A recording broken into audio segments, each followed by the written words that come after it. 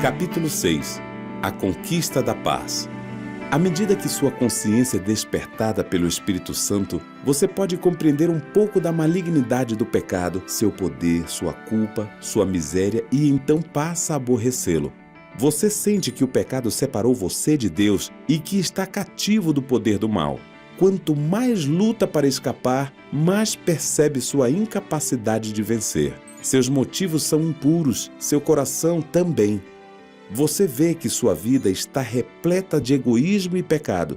Você quer ser perdoado, purificado, libertado. Como então obter harmonia com Deus e semelhança com Ele? Paz é o que você precisa. O perdão, a paz e o amor do céu no coração. O dinheiro não pode comprá-la. A inteligência e a sabedoria não conseguem alcançá-la. Pelos próprios esforços, você não pode esperar obtê-la. Mas Deus a oferece como um presente, sem dinheiro e sem preço. É sua a decisão de estender a mão e recebê-la. O Senhor diz: ainda que os vossos pecados sejam como a escarlata, eles se tornarão brancos como a neve. Ainda que sejam vermelhos como o carmesim, se tornarão como a lã. Dar-vos-ei coração novo, e porei dentro de vós espírito novo. Você confessou seus pecados e de coração afastou-se deles. Resolveu entregar-se a Deus. Agora, vá a Ele e peça-lhe que lave seus pecados e lhe dê um coração novo. Creia, então, que Ele assim o fará, porque assim o prometeu. Esta é a lição que Jesus Cristo ensinou quando esteve na terra, que devemos crer que receberemos a dádiva que Deus nos prometeu e que ela é nossa. Jesus curou as pessoas das suas enfermidades quando elas manifestaram fé em seu poder. Ele as ajudava naquilo que não podiam enxergar, inspirando-as a nele confiar quanto às coisas que não podiam ver, levando-as a crer no seu poder de perdoar os pecados. Foi o que disse claramente ao curar o paralítico: para que saibais que o Filho do Homem tem sobre a terra autoridade para perdoar pecados. Disse então ao paralítico: levanta-te, toma o teu leito e vai para a tua casa. João, o evangelista, diz o mesmo ao falar sobre os milagres de Cristo. Estes, porém, foram registrados para que creiais que Jesus é o Cristo, o Filho de Deus, e para que, crendo, tenhais vida em seu nome. Com a simples narrativa sobre como Jesus curou os enfermos, podemos aprender a crer que Ele pode perdoar os pecados. Voltemos à história do paralítico no tanque de Betesda. O pobre sofredor encontrava-se desamparado. Por 38 anos não havia usado seus membros. Jesus ordenou-lhe: levanta-te, toma o teu leito e vai para a tua casa. Aquele paralítico poderia ter dito: Senhor, se quiseres me curar, obedecerei a tua palavra. Mas não foi assim. Ele creu na palavra de Deus, creu que havia sido curado e imediatamente levantou-se, decidiu que andaria e andou. Ele agiu de acordo com a palavra de Cristo e Deus lhe concedeu a força. Estava curado. Da mesma forma, você é um pecador. Não pode expiar seus pecados do passado, nem mudar o seu coração e se tornar um santo, mas Deus promete fazer tudo isso por você, através de Cristo. Você crê nessa promessa. Em seguida, confessa seus pecados e entrega-se a Deus. Você deseja servi-lo. Ao fazer isso, Deus certamente cumprirá sua palavra. Se você crê na promessa, crê que está perdoado e purificado, Deus supre o que falta. Você é curado da mesma maneira como Cristo deu a força para o paralítico andar quando ele creu que estava curado. Assim é se você crê. Não espere sentir que você está curado, mas diga: eu creio, e assim é, não porque eu o sinta, mas porque Deus prometeu. Jesus diz: tudo quanto em oração pedirdes, crede que recebestes, e será assim convosco. Há uma condição para o cumprimento dessa promessa: que oremos de acordo com a vontade de Deus. E a vontade de Deus é nos purificar do pecado, tornar-nos seus filhos e capacitar-nos para viver uma vida de santidade. Podemos então pedir essas bênçãos, crer que as recebemos e agradecer por tê-las recebido. É nosso privilégio ir a Jesus, ser purificados e apresentar-nos diante da lei sem qualquer vergonha ou remorso. Agora, pois, já nenhuma condenação há para os que estão em Cristo Jesus. Daqui por diante, você já não pertence a si mesmo. Você foi comprado por um preço. Não foi mediante coisas corruptíveis, como prata ou ouro, mas pelo precioso sangue, como de cordeiro sem defeito e sem mácula, o sangue de Cristo. Por meio desse ato simples de crer em Deus, o Espírito Santo gerou uma nova vida em seu coração. Agora você é uma criança nascida na família de Deus e Ele ama você como ama o seu filho. Agora que você se entregou a Jesus, não volte atrás, nem se afaste dele, mas repita diariamente: sou de Jesus Cristo, a Ele me entreguei. Peça-lhe que conceda a você seu Espírito e que o sustente com sua graça. Da mesma maneira que se tornou um filho de Deus quando creu nele e a ele se entregou, assim também você deve viver nele. Diz o apóstolo: como recebestes Cristo Jesus, o Senhor, assim andai nele.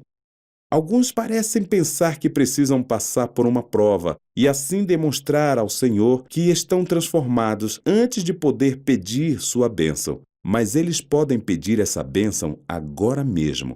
Eles precisam de sua graça, o Espírito de Cristo, para ajudá-los em suas fraquezas ou não poderão resistir ao mal.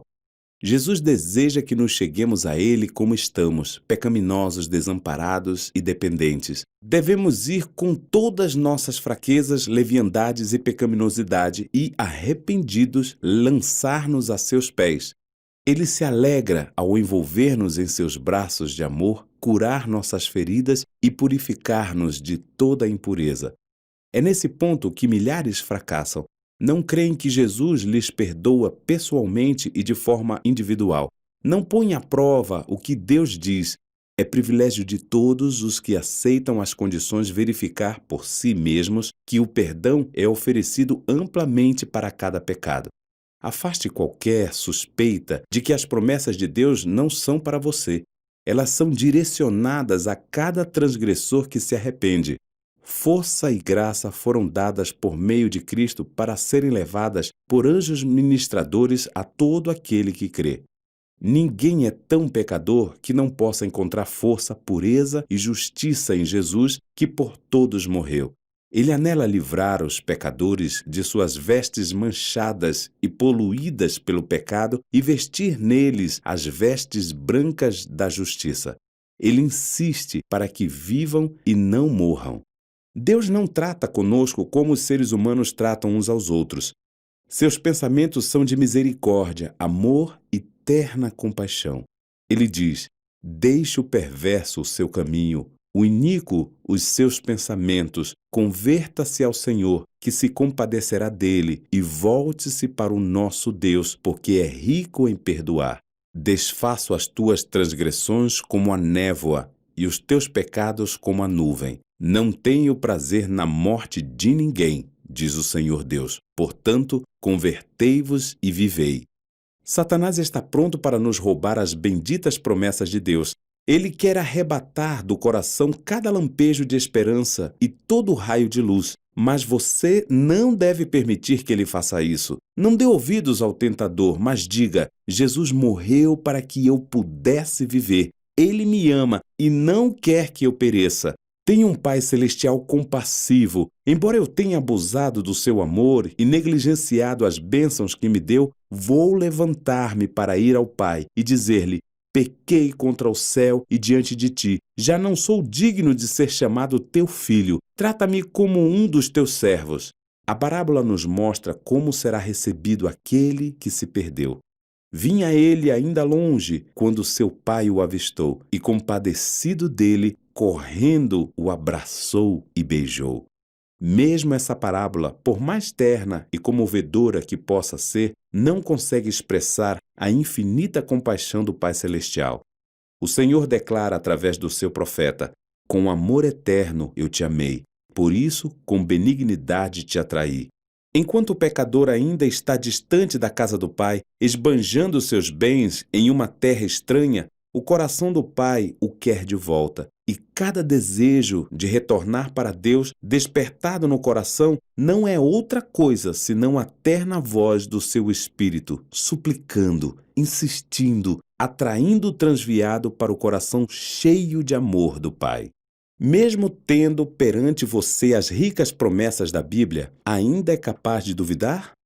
Ou você imagina que, quando um pobre pecador deseja voltar e abandonar seus pecados, o Senhor com severidade o impede de prostrar-se arrependido aos seus pés?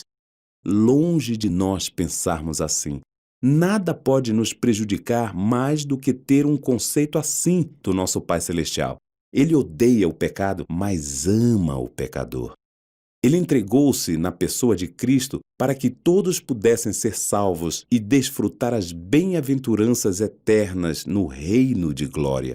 Que outra linguagem mais forte e mais carinhosa poderia ser empregada em lugar da que ele escolheu para expressar o seu amor por nós?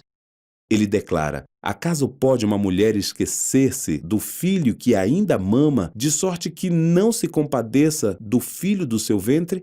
Mas ainda que esta viesse a se esquecer dele, eu, todavia, não me esquecerei de ti.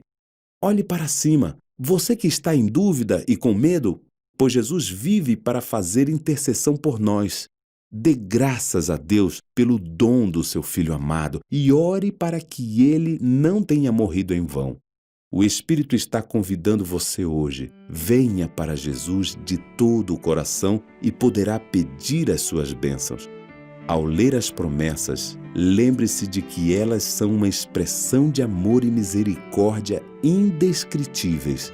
O grande coração do amor infinito volta-se para o pecador com ilimitada compaixão. Em Jesus Cristo, temos a redenção pelo seu sangue, a remissão dos pecados segundo a riqueza da sua graça.